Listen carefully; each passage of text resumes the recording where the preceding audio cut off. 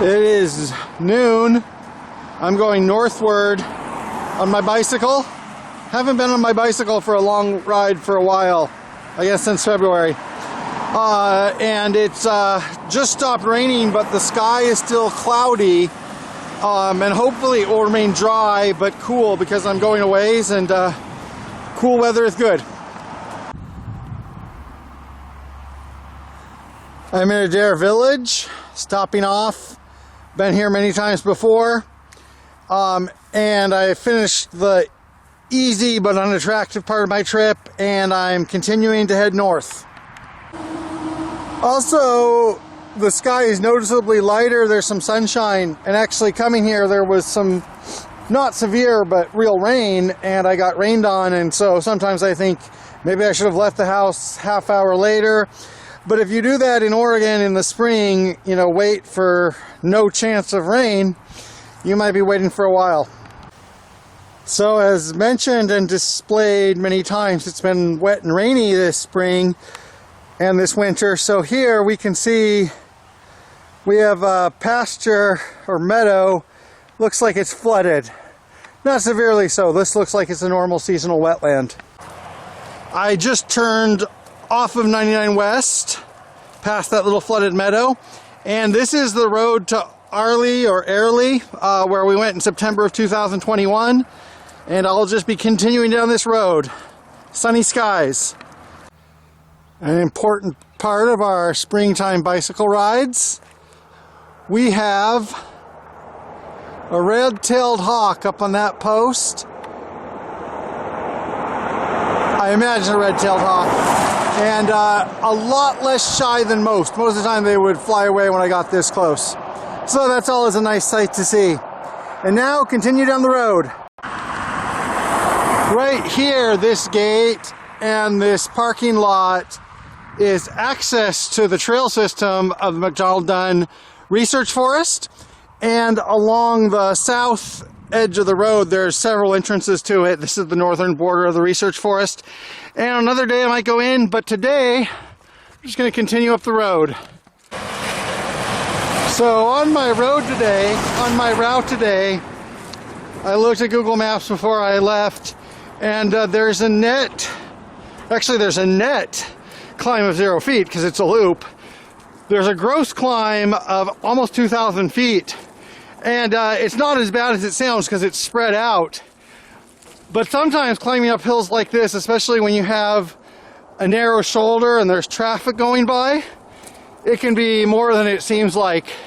So I'm kind of walking this because I don't like this blind curve here.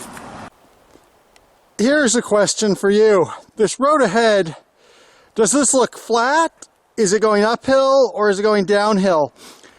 And often this can be a little bit deceptive. For me, this looks like it's going downhill, but it could be flat, or this could even be going uphill. So sometimes when I'm bicycling, I feel like I'm using way too much energy, and then sometimes I'll return down the road and I'll like be coasting. I'm like, oh, I was actually climbing. So here I'm going up and down. It is a workout. This is Airlie, Oregon, where I went in September of 2021. I actually missed a landmark. I thought there was a landmark and there wasn't, and I passed through the town. I went several miles in that direction. Today, this is about the halfway of my trip, and I'm going to continue down this road where I haven't been before. This is called Maxfield Creek Road, and I don't know what this road is going to be like. I looked at the general topography, but a lot of times that doesn't give you a hint. Will this road be busy? Will there be a nice shoulder? Will it be very steep up and downs? Well, that is what I'm about on this road. There was a steep climb near the beginning, and since then it's been pretty quiet, nicely paved, and not too steep, not too windy, so I'm just enjoying the scenery. I don't know if it's audible now, but there have been some gusts of wind as I've been riding. And I don't know the physics of it, how big of a force the drag of headwind is. But psychologically, it's one of the hardest things for me because when it's the wind fighting you, it feels like the world is fighting you. It feels like the world doesn't want you to ride. But right now we do have some shelter, so the wind isn't as bad. And it's pretty flat here, so Gonna continue.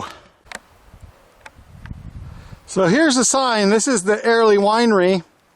And that's a good sign for me because when I was in Airlie, there was a sign that's about 3.6 miles from Airlie. So I've come almost 4 miles. That's good. Also around here, you know, a lot of this was old timber country and stuff. But just about everywhere, you know, vineyards are very common even in these small little valleys. And so there's tourist trade through here, I imagine, at least in the summer, maybe not right now. So, interesting point, I'm re-entering Benton County. I went a little bit to the northwest to get to Airlie, which is in Polk County, and since then I've been heading to the southwest. So I'm back in Benton County. That's a good sign. I am making progress. I am not in a Red Queen scenario. Oh, see, there's the wind I was talking about. The other point is this road that I'm on is one of those roads that doesn't have Google Street View yet, which can be a little bit daunting, even though, of course, for a long time that was normal. But yeah, it does make it a little bit more mysterious and fun, but also, I don't know what the road is going to be like. And actually, I will be off of anything that I could have previewed for a while as I go ahead in the wind.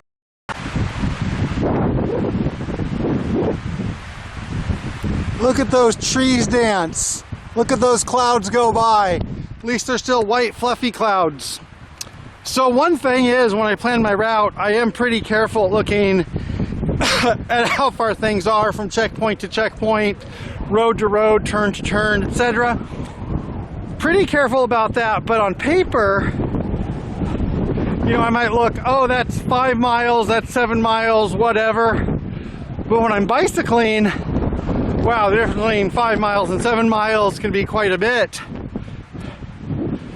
So, you know, but on the good other side, you know, it is kind of a surprise when I do reach the road because I wasn't expecting it because I haven't been on this road before. Don't know what it looks like.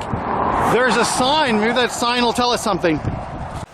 Well, it doesn't say anything relevant to me. So I'll just continue down the road and wait for the surprise of the next intersection. This is Kay's Corner. I don't know what that means. I've never seen that place name before, but that is an interesting sign. So I'm on a little bridge over a creek. You can see it's rushing along. And then on either side of the creek we have a lot of alder trees. You can see the catkins. And the alder trees have not started budding out yet. And right here I'm going downhill. I didn't realize how much I had climbed until it was time to start going downhill, so this part of the ride is going easier. I was riding by and I noticed this. This looks like some type of bridge support. Can't really see it on this side, but that looks like a bridge support.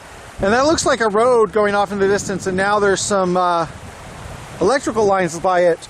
So one thing, a lot of the terrain I've seen south of Airlie has been sparsely populated. But one thing to remember is all of this, I think at one point, was more actively involved in logging and agriculture. And there could have been communities and even like sawmills and stuff here. So there's like these remains of an old rail network, is my guess. An old road network, is my guess. I'm not an expert, but that is what I see. The name of this creek I've been following is apparently Maxfield Creek. And here is Pitt Road. So I would guess that maybe the facility I was talking about, and the reason there was a bridge there was a quarry here. One other thing, I've been resisting checking my phone because I am curious how close I am to the next road. The problem with that is, like, once I check my phone once, it becomes an itch to scratch. And then I start checking it every 5 minutes and seeing I've only gone 1,000 feet. So I don't know how far I've gone and how far it is to where I'm going. It is a mystery.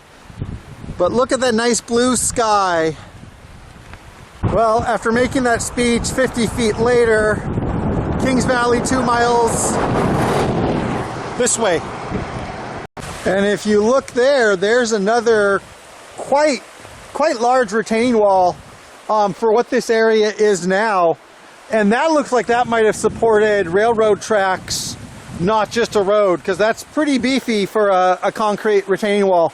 So I'm really curious what the industry was here and if there was a railroad line here and what this community used to look like. But I'll just present the evidence because I don't have the answers. I guess I didn't do my research enough. I've reached the Kings Valley Community Hall, so I'm kind of in Kings Valley. There's also, I think, a school over there, but as you can see from the sign, Kings Valley 1 mile this way. So there is a little bit more to see, about a mile this way, so I'm going to bicycle up this way. This is the Lakiamute River, which we've seen before many times, and here we're up in the Coast Range. Still pretty big here. And we have this nice new bridge over the Lakiamute flowing down from the mountains. And in this direction, this is Kings Valley. Couple of houses, and we have a store here. So from the density of houses and the size of houses, and the age of houses, I think there was more of a town here at some point. And right now, the only service is the store, the school, and the community hall. But I think at one point there was more going on in Kings Valley. So it is kind of a memory of an older time in Oregon. So this is Kings Valley. One thing is, this is only half an hour from Corvallis, maybe, by car. But it feels quite different. It feels isolated and I guess quaint, if that's not too condescending. There is no cell phone service here. So I guess one of the points of this is, like, you don't have to go that far to get outside of, I guess, the scope of, you know, modernity, I guess. According to this sign, the school was established in 1848, so that lends evidence to, yeah, this community was pretty old, because in 1848, Portland itself was like a log cabin, or 3 log cabins in a clearing. And this is Kings Valley Highway. It goes from Dallas in the north behind me down to its intersection with US 20 and near Wren, which it says is 8 miles. I think that, I'm not sure if that's exactly accurate, but quite a few miles. And I don't know what this road will be like. Will it be busy? Will it be hilly? Will there be a nice shoulder? We will find out. 2 miles in that direction is Fort Hoskins Park, which I've heard good things about. But I'm going to continue this way, 6 miles towards Wren, and the ride's still going pretty well. This is the Beazle Natural Area, also the Beazle Memorial Forest. I've also heard and read lots of good things about this place. I would like to spend more time here, but today obviously I've been on a long ride. I'm only stopping here right now because I need to eat. Even though I'm working up a hunger, when you're exercising, it's not always fun to eat. The last time I ate a snack was back in Airlie. So I am reminding myself to stop and eat. There's the Steller's jay, always one of my favorites. I did take a separate video a little bit earlier of one mimicking a red-tailed hawk, but this one is just hopping around. Right here we have something in the willow family, and as we can see, it is budding out. It is spring. So that's a subtext of this trip, is that if you look along here, look at that grass. That grass is getting bigger. We certainly have, hardy little flowers like daisies, dandelions. But in general, most of these trees are still bare. And it was almost 2 months ago that I said, the oso berries aren't out. Maybe they'll be out next week. And in this trip, I've seen a lot of oso berries out, but not a lot of other things. Like, most of the trees are bare. So I'm kind of like still anticipating spring. It feels like it hasn't really started, even as, we've seen signs of green. On the other hand, this trip has been just about perfect as far as the weather goes. The wind has been difficult, but the level of shady skies without rain has been really easy to cycle in, which is good because my legs are starting to feel tired, and I need to climb this hill to my left, and I think that might be the last hill I have to climb on my bicycle.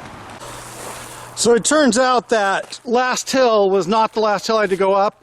I went up it, I went down, and now I've been coming up this hill some more.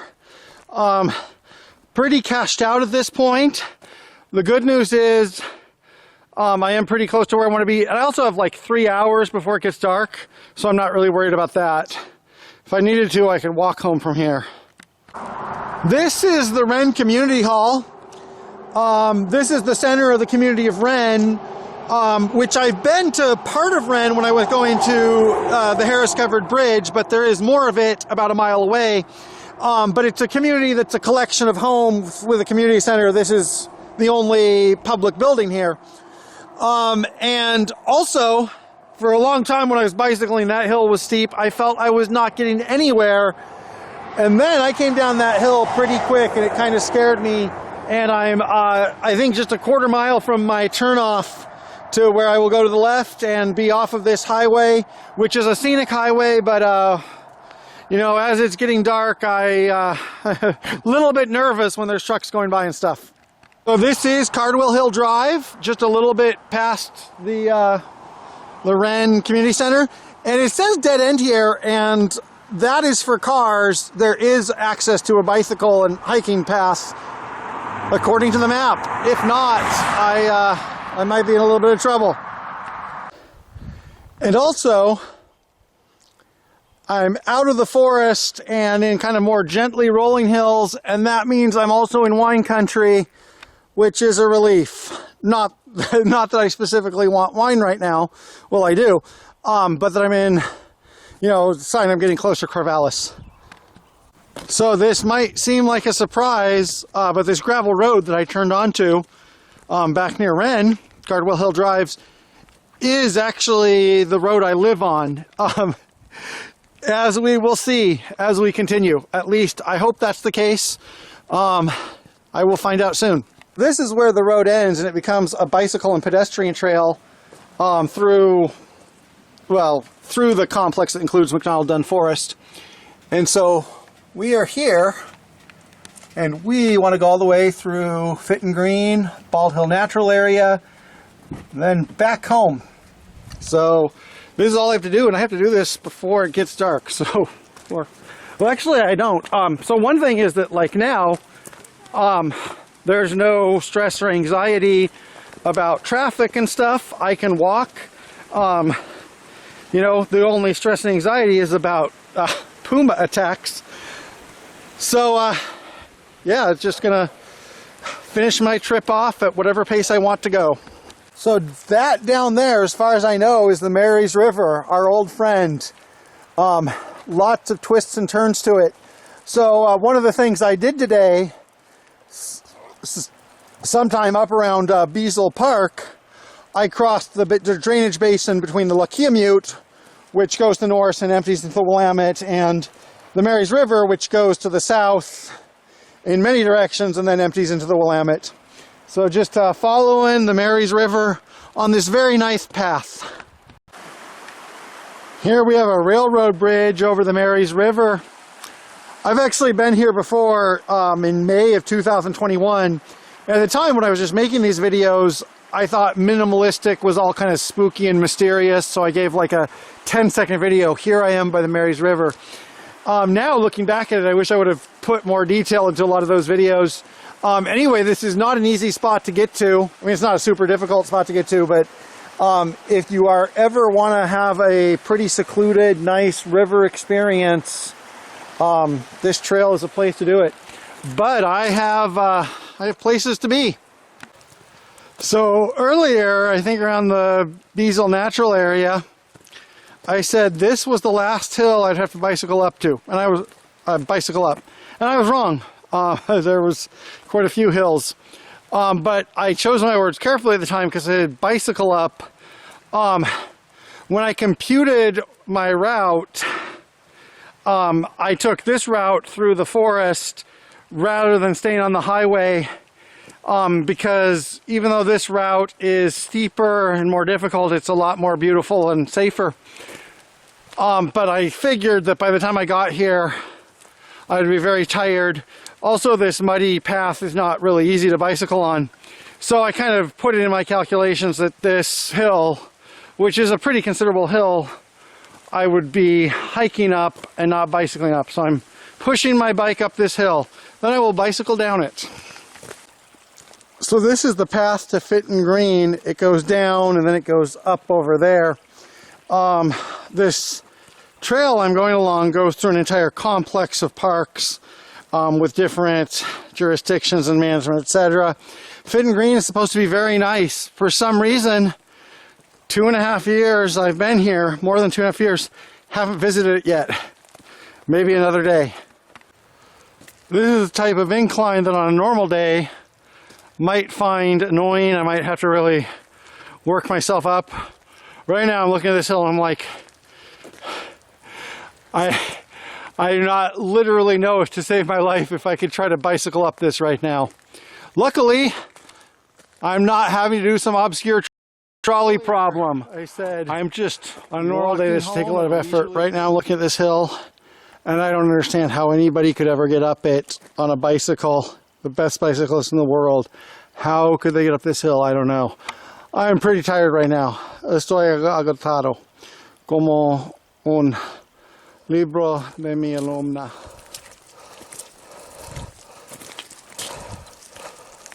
It seems like it just doesn't stop.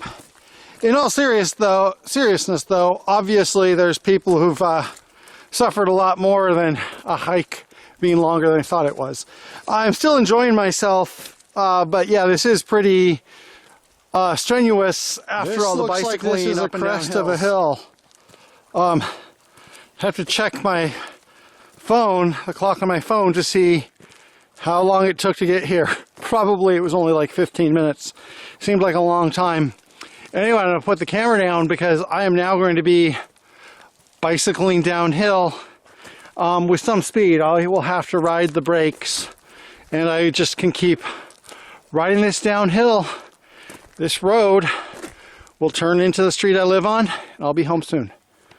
There's a trailhead here, and the trail is turned to pavement. That is good. So this is the type of stuff that happens when you're tired and you have to be careful about when you're bicycling, is that the more tired you are, weird little accidents like this happened. So my shoes became untied and got wrapped up in my pedals, and I have to fix that before I pedal home. I'm back on the pleasant tree-lined streets of Corvallis. A couple things. Today's walk was something I've been planning since the summer of 2021. Put it off for 2 years for various reasons. I did get all the way to Airlie, but I didn't do the entire loop. So I did that today. Good. Another thing about this is that for me, today I went a little bit over 40 miles. Took me almost 7 hours, so I averaged 6 miles per hour. Obviously a lot of that was rest time, or the walking up the hills and stuff. Okay, so one point of that is that Oregon is a big state, and I usually think of the area I live in as a pretty small, comfortable, predictable part of that. And 40 miles, a lot of times I could do that without blinking an eye. Today it really felt like I went out, because I was, just the fact of being out of cell phone range kind of, that's a little bit surprising now. So even though Oregon is very big, and I usually think I live in just a small corner of it, my small corner of Oregon can be very large. And that is my, that's my message for today. Now I'm just gonna head home.